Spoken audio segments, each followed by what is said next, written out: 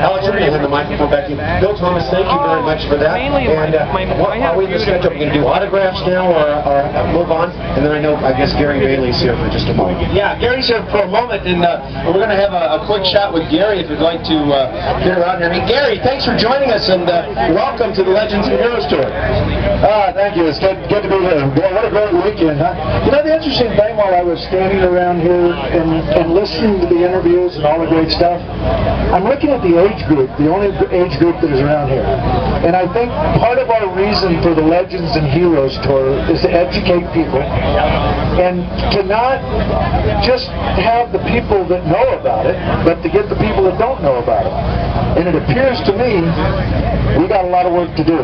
Oh, we do, Gary, we do. You know, we were doing a little trivia today. I did have some young racers come by, and they actually knew about Brad Blake's bikes, and there was an English kid here today that he's named after Brad. He's racing in the Britain team. But yeah, there is a lot of history out here, and it's so nice to see the generations, the grandpa and the dad and the sons, all three, and the daughters. So we have a job, and I want to thank you for your support, Gary. I don't know if you guys know, but Gary and I worked a little bit this summer together at the Outdoors, and Gary is now on board as one of our advisors for Legends and Heroes, along with some of the other champs that will be on it soon. Next year we hit the road thanks to Gary and a 40-foot fifth wheel that he's donated to us. Give it up for Gary, guys. What Gary's done is he stepped up to the plate and said, Alex, if we don't do it, no one will. And with the help of Tom White and our contingency with the guys out here, you know, with Gary Jones, the champions that are here this weekend, you know, we're going to make it happen. So that we're going to have a tangible asset, just a shade smaller than that Team USA merchandise rig. We just got to find a big truck to pull it, so if anybody knows about an M2 Freightliner we can grab reasonable, or maybe donate to us, we'll rock and roll, baby. But yeah, we're going to hit that road. We're going to have some bikes in there. We're working now with some surprises that I think is going to rock the world, with some past world champion machines in there, and along with some of our national stuff, have some traveling bikes in a traveling museum. And Gary, you're kicking this thing off. Thank you very much.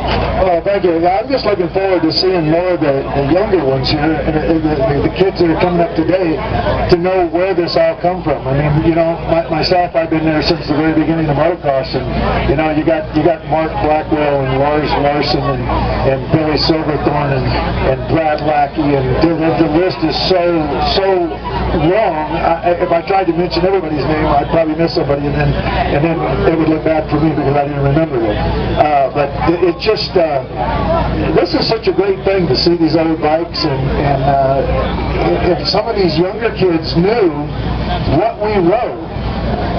Hey, how would you like to see us take about like 10 of the top amateur kids today and go, hey, you know what, guys?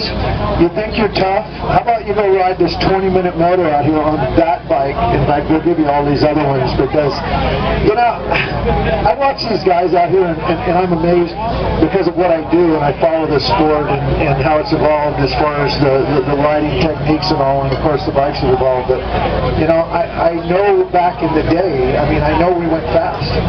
But like everything else, it's all relative. You know, when we ask, you know, who is the best of all time, and you're trying to compare Ricky Johnson to Jeremy McGrath to David Bailey to Roger DeCoster. I think that's just, it's so absolutely impossible to do who was the best, because everything was so different. The training programs are different, and the bikes were so different, and the tracks are so different, and I mean, it's just completely different. So, you know, I just want to be able to help Alex and to help this Legends and Heroes thing to grow, and to let the younger generation, as well as I don't want to say the older generation, okay, but that's guys that have more experience, okay, to know what this was all about, and I think that's really important.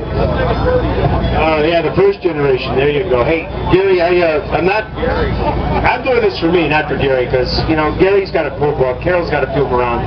I don't know if you've read The Professor, the personal journey of Mr. Bailey. This is really funny reading. I mean, funny and good and well put together. Gary's got, we got a ton of them around, $20 part of the proceeds he's donating back to us for our fuel and all that good stuff to get the project going. So if you have a chance, the champ's around for a few minutes before he goes to Team Puerto Rico, the other U.S. team that's racing today, right, champ? Yeah, guys, don't forget. Hey, Team Puerto Rico. There's a lot of conversation. How do these guys ride for Team Puerto Rico? And when I first did this 4 years ago, and I had the opportunity to work with Team Puerto Rico, because I've been over there and done some schools, and the guy that does all the promotion over there, Gabby Capello, he'd asked me about putting together a team and what I thought and what we needed to do, so I've helped him with it. And now, of course, we've ended up with basically riders from more U.S. soil. But we say U.S. soil, believe it or not, Puerto Rico is U.S. soil. A lot of people don't know that. The only difference between Puerto Rico and Hawaii is a state, and Puerto Rico is a territory. And Puerto Rico could just as easily be a state as Hawaii is. So, they fight for the American flag. A lot of people don't know that. There's a lot of things that Puerto Rico does. I mean, it's America. It just happens to be in Puerto Rico. So, when you're out there cheering, I don't say, we don't want to cheer against Dungeness guys, because, hey, they're U.S. and so are we. So if you're looking for somebody else to cheer while you're waiting, those three guys are there. There's our guys. You got Kyle Regal out there, who's, we're doing it. We were happy yesterday. I don't know if y'all followed that, but then we got third fastest team yesterday. And we were hoping to be in the year final. So, I mean, we are absolutely stoked to be the third best team out there yesterday. So we'll see how it goes today. All right, Gary. Hey, anything to do that speed duty?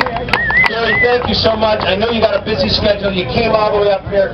I appreciate all that you do for us. Gary Bailey, guys, our champion. Yeah.